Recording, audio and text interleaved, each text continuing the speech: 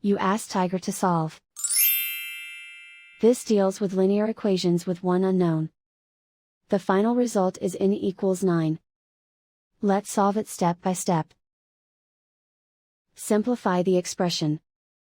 Find the greatest common factor of the numerator and denominator. Factor out and cancel the greatest common factor. Swap sides.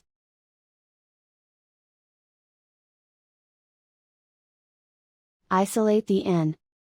Multiply both sides by 12.